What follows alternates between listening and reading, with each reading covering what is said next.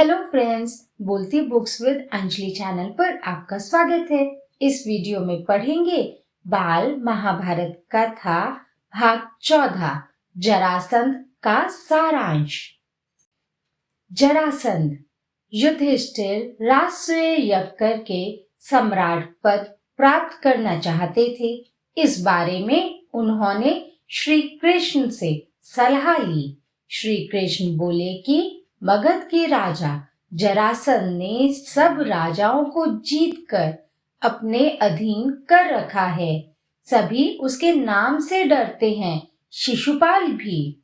जब अग्रसेन का बेटा कंस जरासंध की बेटी से ब्याह करके उसका साथी बन गया था, तब मैंने और मेरे बंधुओं ने जरासंध के विरुद्ध युद्ध किया था। हम 3 बरस तक लड़ते रहे, आखिर में हार गए। हमें मथुरा छोड़कर द्वारका में नगर और दुर्ग बनाकर रहना पड़ा। जरासंध के जीते जी आप राजसूय यज्ञ नहीं कर सकते। युधिष्ठिर बोले, मेरी भलाई इसी में दिखती है कि मैं साम्राज्याधीश बनने का विचार छोड़ दूं और जो है उसी में संतुष्ट रहूं।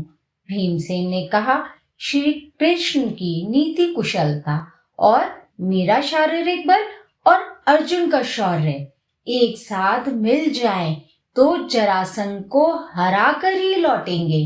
भीम की बात से श्री कृष्ण भी सहमत थे। अर्जुन बोला कि हम यशस्वी भारतवंश के संतान होकर भी कोई साहस का काम ना करे तो धिक्कार है हमें। श्री कृष्ण ने अर्जुन की प्रशंसा की। जरासंध के साथ युद्ध करने का निश्चय हुआ। श्री कृष्ण और पांडवों ने योजना बनाई। श्री कृष्ण, भीमसेन और अर्जुन ने वल्कल पहन लिए, हाथ में कुशा ले ली और व्रती लोगों का वेश धारण करके मगध देश के लिए रवाना हो गए। सुंदर नगरों तथा गांव को पार करते हुए वे तीनों जरासंध की नगरी में पहुंचे। जरासंध ने कुलीन अतिथि समझकर उनका स्वागत किया। जरासंध के स्वागत का भीम और अर्जुन ने कोई जवाब नहीं दिया। वे दोनों मौन रहे। श्री कृष्ण बोले कि मेरे दोनों साथियों ने मौन व्रत लिया है। वे आधी रात के बाद व्रत खुलने पर बातचीत करेंगे।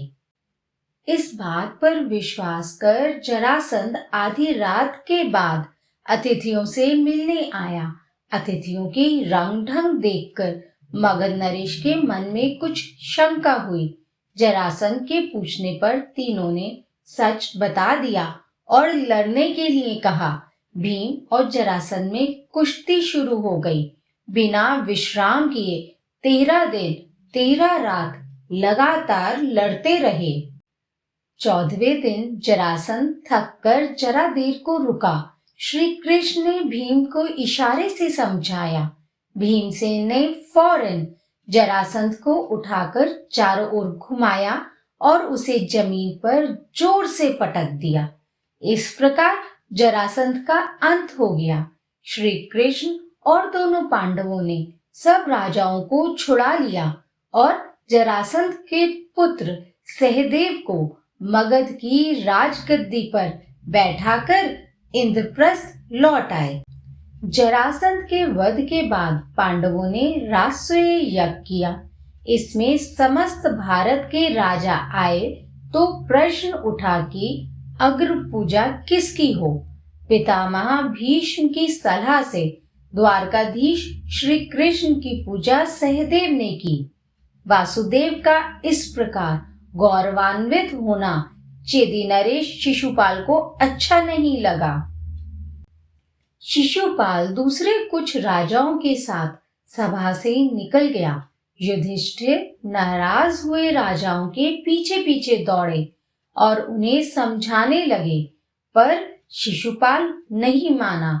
उसका हठ और घमंड बढ़ता गया। अंत में शिशुपाल और श्री कृष्ण में युद्ध छिड़ गया, जिसमें शिशुपाल मारा गया। राजसूय यज्ञ संपूर्ण हुआ और राजा युधिष्ठिर को राजाधिराज की पदवी प्राप्त हो गई। बाल महाभारत कथा भाग 14 का सारांश समाप्त होता है। अगला भाग है शकुनी का प्रवेश। वीडियो देखने के लिए धन्यवाद। कथा और प्रश्नोत्तर के लिंक डिस्क्रिप्शन में है। वीडियो को लाइक और शेयर करिएगा। चैनल को सब्सक्राइब करिएगा। Thank you. Bye bye. Take care.